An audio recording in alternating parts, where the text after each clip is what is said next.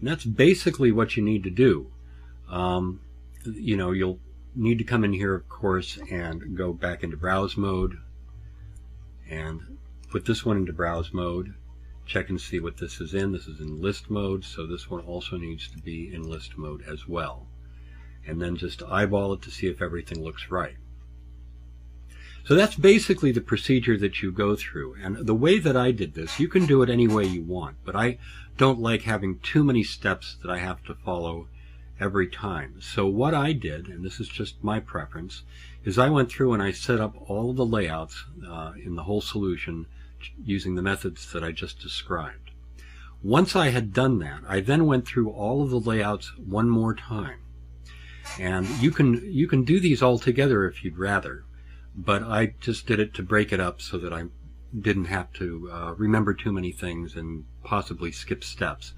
So once you've gone through all of your layouts, then what I would do is I would go back to your beginning layout in both the versions of the database. And what you need to do is you need to make sure that things are set up properly for printing. Because, let's see, that's not actually the right layout on this one. So this is, that's because I'm not on the people layout. So what I'll do is I'll hide this window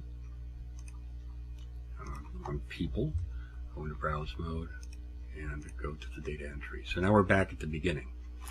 When you're bringing over layouts, some of the other information that is connected up with layouts have to do with things like margins that you may use for your printer. Now, at your client's location, whatever printer they typically use in their system is going to be the printer that would be recognized when you go into layout mode. If the printer settings, however, are different for your printer than for your client's printer, then when your system goes into layout mode and you look at some of the layout settings on that layout, well, let me show you what I'm talking about. Let's just go into this layout here. And you have all of these checkboxes that also need to be properly set up. You've also got your view settings, which may need to be changed, and you've got your printing settings and your script trigger settings. And if you have any script triggers assigned to the database, then you would need to set those here as well. So there's still a lot of manual setup that you have to do. In fact, bringing over the layouts is really one of the more complicated labor-intensive parts of this whole process. Bear in mind that if you didn't have FM Robot, you would have had a lot more hand steps that you had to do. So count your blessings and then just grit your teeth and get through these. So for example, going back over here to this original file, if you come in here and you put yourself in layout mode and then go to the layout setup on this and then go to printing, for example, you'll look down here and you'll see that the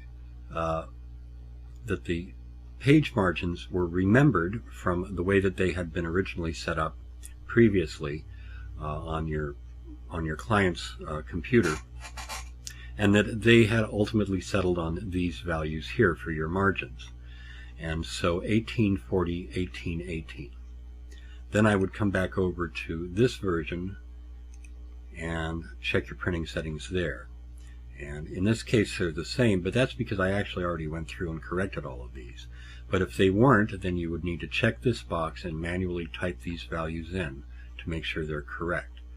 Also, if you're dealing with a layout that is actually printing in column mode, like for labels, you'll want to make sure that you have this set up properly as well. And in this case, we don't have to worry about that, but if this was a label printing layout, then we most certainly would have something set up over here. And then again, come in and set up your script triggers. So you still have to kind of go through these tabs and just eyeball them, and if there's anything that you want to change, this is a good place to do it, and you can just set those up accordingly.